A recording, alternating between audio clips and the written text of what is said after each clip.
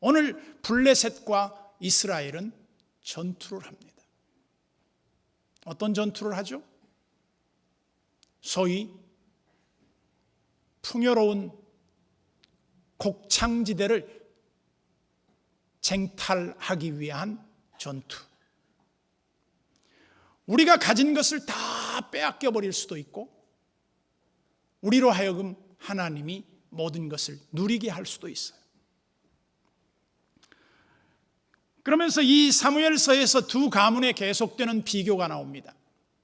두 가문이 클로즈업 되는데 엘리의 가문에 사무엘이 들어갑니다. 그래서 엘리는 점점 하나님으로부터 심판을 받고 사무엘은 이스라엘 사유에 지극히 높임을 받습니다. 그리고 또 한 가문의 비교는 사울 왕과 다윗 왕과의 비교입니다. 사울이 처음에 신앙생활하고 하나님 앞에 뽑힐 때는 굉장히 겸손했습니다. 그러다가 사울이 왕이 된 후에 우쭐대기 시작합니다. 하나님 말씀을 안 듣습니다. 그 결과가 어떻게 됩니까? 심판을 받게 됩니다. 그래서 사무엘 선지자에게 어린 사무엘이 성전에 기거하고 있을 때 하나님께서 어린 사무엘을 깨워서 뭐라고 말씀합니까? 딱 두 가지를 말씀했어요. 하나는 이 백성들이 하나님을 떠나 범죄함으로 말미암아 내가 이 백성을 심판하겠다. 하나님의 예언이었어요. 또 하나는 엘리의 가문에 대한, 엘리 집에 대한 심판을 하겠다. 엘리의 집이 왜 심판을 받습니까? 예배 방해죄입니다. 여러분, 엘리의 아들들은 지성소에서 일합니다. 성소에서 일합니다. 소위 성전에서 봉사하는 자입니다. 그런데 많은 백성들이 하나님 앞에 은총을 입기 위해서 예배드리러 와서 제물을 가지고 오는데 홈리와 비느하스는 하나님 앞에 드리는 제물을 삼지창으로 찍어가지고 지네들이 육회를 해 먹습니다. 그래서 그 수종자들이 제사장님 이러시면 안 됩니다. 그러면 그들이 뭐라 그러냐면 하나님은 날고기를 원하신다. 그리고 지네들이 퍼먹는 거예요. 무서운 죄를 범했습니다. 예배 방해죄. 엄청난 죄죠. 그래서 하나님의 영광의 자리를 사람이 막고 서 있는 거예요. 그 결과가 어떻게 됩니까? 무서운 하나님의 심판이 그 집에 내려집니다. 그래서 엘리의 집에는 더 이상 늙어서 죽는 자가 없을 것이다. 그 말은 무슨 말이에요? 비명 행사하겠다는 거죠. 그 예언적 성격의 뜻이 무엇입니까? 하나님의 이름을 모독한 자들을 하나님이 결코 편안하게 돌아가게 하지 않겠다는 거예요. 그래서 하나님의 권위가 서는 겁니다. 하나님이 이스라엘 백성들을 통치하시는데 어떻게 통치합니까? 하나님 잘 섬길 때 그들에게 태평성세를 누리게 해. 반면에 그들이 하나님을 떠나서 잘못될 때 하나님은 그들에게 징계의 채찍을 드셨어요. 깨닫게 하려고. 그래서 오늘 1절을 보십시오. 사무엘의 말이 온 이스라엘에 전파되니라. 여기 지금 마치 영화로 본다고 하면 엘리 제사장은 싹 이렇게 물러나면서 그 전면에 누가 부각됩니까? 사무엘이 화면 앞으로 등장하기 시작해요. 그러면서 사무엘이 온 이스라엘의 지도자로서 위용을 떨치게 됩니다. 그래서 이스라엘은 나가서 블레셋 사람들과 싸우려고 에베네셀 곁에 진치고 블레셋 사람들은 아벡에 진쳤더니, 이때 이미 이스라엘은 약화되기 시작해서 블레셋이 강성해짐과 아울러 농사 때면 블레셋 사람들이 이스라엘의 수고에서 얻은 그 추수의 곡물들을 다 빼앗아가 버립니다. 얼마나 억울한 일이겠습니까? 여러분, 하나님은요, 자기 백성들의 모든 것을 잘되게 해주시고 지켜주시는데도 하나님이 우리 편에 계실 때 일어나는 하나의 증거예요. 물론 의인이 고난 당한다는 거, 그거 우리는 무시하지 않습니다. 그럴 수도 있습니다. 그러나 일반적으로 하나님이 함께 하는데 범사에 형통하지 않은 예는 없다고 성경은 기록하고 있습니다. 그러면서 2절에 보면 블레셋 사람들이 이스라엘에 대하여 전열을 벌이니라. 그 둘이 싸우다가 이스라엘이 블레셋 사람들 앞에서 패하여 그들에게 전쟁에서 죽임을 당한 군사가 4,000명 가량이라. 이스라엘과 블레셋의 전투에서 1차적 전투의 실패, 4,000명의 전사자와 함께 이스라엘이 더 이상 힘을 쓰지 못합니다. 이 말은 다른 말로 하면 하나님이 이스라엘 편에 서 계시지 않는다고 말해요. 아니, 하나님이 왜 이스라엘 편에 계시지 않는 거죠? 하나님에게 문제가 있나요? 아닙니다. 하나님에게 문제가 없습니다. 문제는 이스라엘 백성들에게 문제가 있는 거예요. 그래서 그들은 하나님을 버렸어요. 그래서 하나님도 그들을 버렸어요. 여러분, 세상에 제일 불행한 사람이 누구예요? 하나님 앞에 쓰임받지 못하고 버림당하는 인생들이에요. 그래서 4,000명이 죽었습니다. 그러면 이제 그들은 어떤 깨달음이 와야 되느냐면 전쟁의 패인이 무엇이며 그 원인을 분석한 다음에 전투에 임해야 돼요. 제가 최근에 읽는 책 가운데 보니까 요즘 최신 신간으로 골리앗을 이긴 다윗의 이야기가 미국 아마존.com 1위에 올라 있더군요. 일반 서적임에도 불구하고 성경을 해석해 놓은 책인데 일반인들이 보는 그 전투의 비법, 그래서 강한 자와 약한 자가 겨루어서 이기는 비결, 어떻게 하면 이길 수 있는가? 그 중에 다윗은 육탄전이나 상대방이 갖고 있는 똑같은 무기로 싸우려고 하지 않았다는 겁니다. 신앙으로 싸웠다는 거예요. 그래서 결국 이스라엘 백성들의 패배의 원인이 무엇이었습니까? 이스라엘 백성들은 싸울 때 하나님을 앞세우고 하나님이 하라는 대로 해야 이기는 거예요. 그걸 성전이라고 그래요. 그리고 고대 전쟁은 항상 자기들이 믿는 신을 앞세웠어요. 우리 신이 너희 신보다 강하다. 그런데 역대에 하나님을 이긴 신이 있었습니까? 없습니다. 사업을 하든지 운동을 하든지 공부를 하든지 무엇을 하든지 다 뭐냐? 믿음으로 하는 거예요. 하나님의 영광이 그 사람과 함께 있을 때 역사가 일어나는 거예요. 하나님의 영광이 떠나버리면 그 사람은 빈 껍질에 불과해요. 대단한 것 같아도 아무것도 아니에요. 그래서 이들은 패인 분석에 들어갔습니다. 패인 분석에 들어간 결과 그들은 어떤 결론을 내리게 되느냐? 매우 위험한 결론을 내립니다. 그 결론은 다름 아닌 여호와의 법궤를 전쟁에 투입하는 것이었습니다. 매우 위험한 발상입니다. 여러분, 여호와의 법궤, 언약궤는 어떤 때 쓰였느냐? 소위 이스라엘 백성들의 성막 시대를 보면 뜰이 있죠. 그 다음에 성소가 있죠. 그 안에 휘장막 넘어 지성소가 있어요. 거기에 1년에 한 번 대제사장이 하나님 앞에 속죄의 제사를 드리기 위해서 양푼에다가 속죄의 피를 담아서 그 제단 뿔에 가서 묻히는 거예요. 그럴 때 용서가 있었어요. 이스라엘 백성들에 대한 회복이 있었다고요. 그런데 이들은 전쟁에서 패한 원인이 어디에 있었다고 결론을 내렸느냐? 여호와의 법궤가 우리 가운데 없었기 때문에 패배했다고 단정을 지은 겁니다. 여러분, 여호와의 법궤 한번 보여드릴게요. 보세요.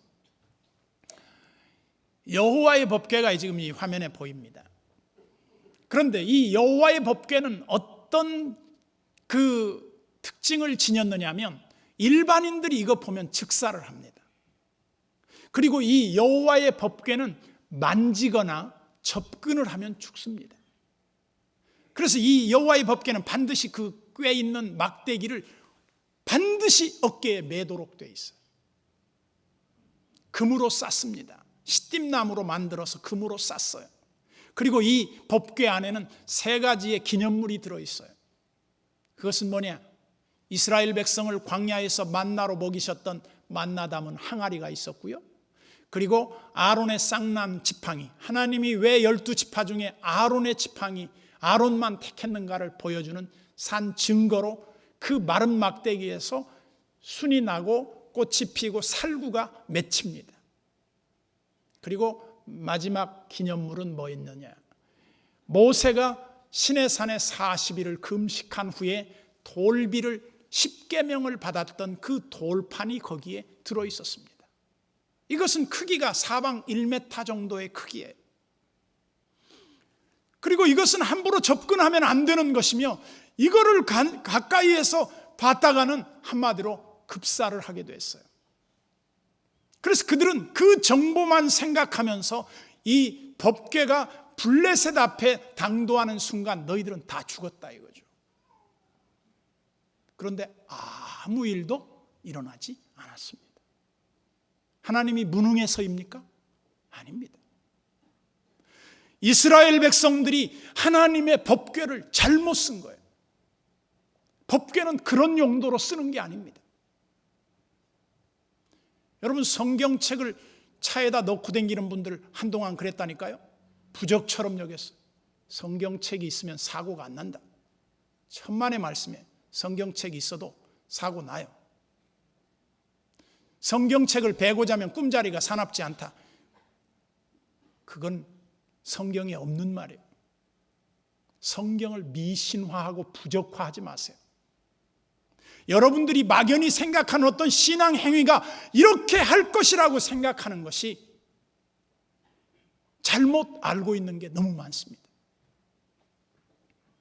이스라엘 백성들은 패배했을 때 그 패배의 원인을 여호와의 법궤를 앞세우면 이길 거라고 생각했지만, 여러분, 전쟁은 하나님께 속한 것이며 하나님이 어떻게 역사하시는가를 분명히 보여줍니다. 어떻게 하십니까? 이스라엘 백성들이 가나안 전투에서 점령해 나가는 그 이야기 속에서 하나님이 우리에게 원리를 알려줍니다. 여리고성을 앞두고 이스라엘 백성들은 제일 먼저 전투 준비를 한 게 아니라 거룩한 준비를 했습니다. 그게 뭐였나요? 바로 이스라엘 백성들이 적진 앞에서 할례를 행합니다. 위험을 자초하는 겁니다. 그런데 그게 하나님의 뜻이고 순종이었습니다. 그리고 하나님의 작전 지시를 받습니다. 여리고 전투를 어떻게 해야 될까요? 여리고 성은 지금 중국의 만리장성보다 훨씬 더 두껍고 튼튼한 성벽이었습니다. 그 성벽을 무너뜨리기란 거의 불가능했습니다. 현대 미사일로 공격해도 그 여리고 성은 무너지지 않을 만큼 튼튼했습니다. 그런데 하나님이 전투를 어떻게 하라냐면 그 여리고성을 하루에 한 바퀴씩 돌라는 겁니다. 그래서 둘째 날도 셋째 날도 넷째 날도 다섯째 날도 이렇게 한 바퀴씩 돌다가 마지막 7째 날에 7바퀴를 돌면서 소리를 질렀더니 그 여리고성이 와르르 무너지는데 밖으로 무너진 게 아니라 안으로 무너졌어요. 그래서 이스라엘 백성들이 무혈 승리, 피 하나 흘리지 않고 우리 패배 없이 다 승리를 했어요. 그 다음에 두 번째 전투는 아이성 전투입니다. 베델에 있는 아이성에 전투를 가는데 그 아이성 전투에 참여하기 전에 정탐꾼을 보냈더니 그 정탐꾼들이 이렇게 보고합니다. 여호수아 지도자에게, 지도자 여호수아, 우리에게 이 군사를 다 이끌고 갈 필요가 없다. 이건 낭비다. 3,000명만 가면 저건 초토화시킬 수 있다. 왜? 여리고성을 우리가 함락시킬 때 보니까 사기충천이거든요. 그런데 결과는 어떻게 됐느냐? 여리고 전투에서 이스라엘 백성들은 아주 엄청난 패배를 맛보아야 했습니다. 그때 그 패배의 원인을 찾는 여호수아는 그 자리에서 땅바닥에 엎드렸습니다. 땅바닥에 엎드려서 그가 뭐라고 하나님 앞에 기도합니까? 하나님, 어찌하여 우리로 이렇게 패배하고 어려움을 겪게 하십니까? 그랬더니 하나님이 딱 답을 줘요. 유다 증손 세라의 손자 삽디가, 그 삽디의 아들 누구죠? 아간이 신할산 외투 2벌과 금덩이 2개를 텐트 밑에 감춰놨다는 거예요. 하나님이 전투에 임할 때 여리고성을 전투에서는 반드시 전리품을 시루라기 하나라도 취하면 안 된다 그랬거든요. 이것이 하나님의 계명입니다. 물론 하나님이 다 그렇게 똑같이 지시하지는 않아요. 사울도 실패의 원인이 뭡니까? 아말렉 전투에서 이기면 모든 살아있는 생물을 다 진멸하라 그랬어요. 그런데 불순종했어. 그냥 그거 끝난 거예요. 그래서 하나님 앞에 회개하고 그 아간을 돌로 쳐서 제거한 뒤에 아이성 전투에 승리를 합니다. 간단한 차이입니다. 여기 이스라엘 백성들이 이 4,000명의 전사자를 내고 패했을 때 그들은 하나님 앞에 물었다는 말이 한마디도 안 나옵니다. 이게 패인입니다. 하나님 앞에 물어보십니까? 나중에도 보면 알지만 이스라엘 백성들이 패배하는 대부분의 원인은 하나님 앞에 묻지 않았다는 거예요. 하나님의 지시를 받지 않았다는 거예요. 하나님의 뜻과 상관없게 나가서 싸웠다는 거예요. 이것이 패배의 원인이었습니다. 그래서 그들이 어떻게 합니까? 자기네들이 내린 결론으로 법궤를 앞세우고 전투에 참여합니다. 5절에 보세요. 여호와의 언약궤가 진영에 들어올 때에 온 이스라엘이 큰 소리로 외치매 땅이 울린지라. 땅이 울렸어요. 왜 땅이 울렸을까요? 하나님의 위엄 앞에서 모든 사람이 두려워 떨었다는 얘기죠. 그러자 블레셋 사람들이 6절에 보면 블레셋 사람이 그 외치는 소리를 듣고 이르되, 히브리 진영에서 큰 소리로 외치면 어찌 됨이냐 하다가 여호와의 궤가 진영에 들어온 줄을 깨달은지라. 여러분, 이스라엘 백성들보다 블레셋 사람들이 하나님의 법궤에 대한 걸 더 두려워했어요. 그래서 그들은 아마 쉬쉬하고 도망갔을지 몰라요. 그런데 결과는 어떻게 됩니까? 10절을 봅시다.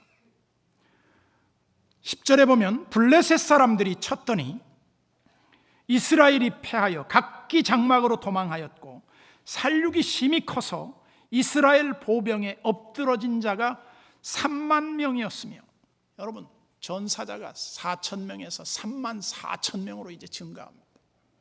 이 말은 무슨 말이에요? 대패했다는 얘기예요. 완전히 전쟁에서 철저하게 망해버렸다는 얘기예요. 그리고 남은 병사들은 다 흩어져 버렸다. 더 이상 대항해서 싸울 아무런 힘이 없었다는 겁니다. 이것을 어떻게 우리가 받아들여야 할까요? 이스라엘 백성들은 이 패배의 원인을 하나님이 그 법궤가 무능해서 졌다고 판단 내렸을지 몰라요. 그러나 그렇지 않습니다. 왜냐하면요, 이 법궤가 블레셋 진영에 빼앗긴 전리품으로 모셔져서 어디로 가서 머물게 되느냐면 블레셋 진영에 자기네들이 그 신전을 세워놓은 다곤 신전에 하나님의 법궤를 임시 모셔둡니다. 그런데 그 다음날 아침에 그 성전 관리자들이 들어가 봤더니 다곤의 그 우상 모가지가 부러져 가지고 문지방에 떡 걸터 있어요. 기겁을 했겠죠. 생각해 보세요. 무슨 작은 우상이 아닙니다. 제가 논산 훈련소에 가보니까 불상이 얼마나 큰지, 그 불상 큰 것 못지않게 큰 우상 대가리가 부러져 가지고 자기네 그 신전 문지방에 그게 부러져 있었다는 얘기예요. 그래서 그 사람들을 데려다가 그 모가지를 다시 붙여놨습니다. 근데 그 다음날 봤더니 또 부러졌어. 그 말은 무슨 말이에요? 하나님 앞에 다곤, 너는 임마 엎드려 까불지 마, 그거잖아요. 딱 엎드러졌어. 그 다음에 보니까 블레셋에 갑자기 전염병이 돌기 시작해요. 나는 그 전염병이 뭘까 보면 아마 패스트가 아니었을까 그렇게 봅니다. 왜 그런가 하면 이스라엘 백성들 앞에서 이제 전리품으로 얻어온 그 여호와의 법궤가 들어온 날부터 블레셋은 지금 고통을 받기 시작해요. 그래서 이 여호와의 궤가 이스라엘 백성 진영으로 다시 돌아가지 않으면 우리는 다 죽겠구나, 이런 생각을 하고 그들이 이 원인을 분석해 봤는데 원인이 뭐겠어요? 그래서 그들이 금쥐, 소위 금으로 만든 쥐 7마리를 속죄 제물로 드립니다. 그리고 그 법궤를 싣고 갈 수레를 새로 짭니다. 새 나무로. 그리고 그 법궤를 끌고 갈 송아지를 한 마리 택하는데, 송아지를 어떤 송아지를 택하느냐면 젖을 떼지 아니한 어미소를 택합니다. 그리고 아마 멍에를 잘 매보지 아니한 익숙치 않은 소예요. 여러분, 소를 키워본 분은 아시겠지만 멍에를 안 매본 소들한테 멍에 걸려놓으면요 난리 납니다. 뛰고 막. 더욱이 뒤에서 송아지가, 젖을 안 뗀 송아지가 어미 젖이 이렇게 불잖아요. 그 순한 소들이요 발광을 하고 난리가 납니다. 못 떼놓습니다. 그 순한 소가 새끼 떼놓으면요 막 죽을 똥살똥 막 대들어요. 새끼 보호 본능이 있어요. 그런데 그들이 뭐라고 점을 치려고 했냐면 이 젖나는 송아지가, 멍에 매보지 아니한 이 송아지가 그 벳세메스 길로 반듯하게 가면 이 병의 원인이 하나님에게서 온 것이다, 그렇게 이해를 했어요. 그리고 이제 소가 멍에를 메고 금쥐 7마리를 싣고 여호와의 궤를 싣고 갑니다. 가는데 놀랍게도요 그 뒤에서 송아지 새끼가 의역을 하면, 의인화시키면 이런 거예요. 엄마 가지마 저쪽, 그랬을 거예요. 그러니까 엄마가 알겠다, 그러나 나는 하나님의 뜻 때문에 어쩔 수 없다. 눈물이 얼마나 컸을까. 소 눈이 큰데 툭툭 떨어뜨리면서 한 번도 뒤돌아보지 않고 벳세메스로 갔어요. 갔더니 이스라엘 백성들이 여호와의 궤가 돌아왔다고 반가워하면서 그 소를 잡아서 제물로 삼고 그 새 수레를 부셔서 그것을 번제에 태우는 그 불로 씁니다. 온전히 다 드려진 거예요. 저는 이 내용을 보면서 우리가 뭘 생각해야 되는가? 하나님의 뜻을 찾는 사람들, 하나님을 멸시하는 사람들, 우리가 어느 편에 설 수 있는가? 거룩하신 하나님을 섬기는 사람들은 하나님이 기뻐하는 쪽에 서야 돼요. 거기에 하나님의 영광이 있어요. 하나님이 기뻐하지 않는 쪽에 서는 사람이 있어요. 망합니다. 여러분, 그래서 성경에 보면 뭐라고 나왔습니까? 욥기 28장 28절에 보면 하나님을, 여호와를 경외하는 자들에게 하나님은 주를 경외함이 지혜요, 여호와를 경외하는 자들에게 복을 줘요. 그래서 영어에 보면 이 부분을 어떻게 표현했냐면 하나님 경외를 the fear of the Lord 그랬어요. 이 무슨 말이냐면 하나님을 경외한다는 거하고 두려워한다는 말하고 동의어예요. 여러분, 우리가 하나님을 무서워하지는 않습니다. 그러나 하나님을 경외합니다. 위대하시고 높으신 하나님으로 우리가 섬깁니다. 귀신을 섬기는 사람은 귀신이 무서워서 섬깁니다. 우리는 하나님을 두려워하면서 하나님을 경외하면서 섬깁니다. 하나님이 함께하는 사람, 그 사람은 누구도 당할 수 없습니다. 왜냐하면 그와 하나님이 함께 하심으로 어디로 가든지 승리케 하시는, 이김을 주시는 하나님이시기 때문입니다.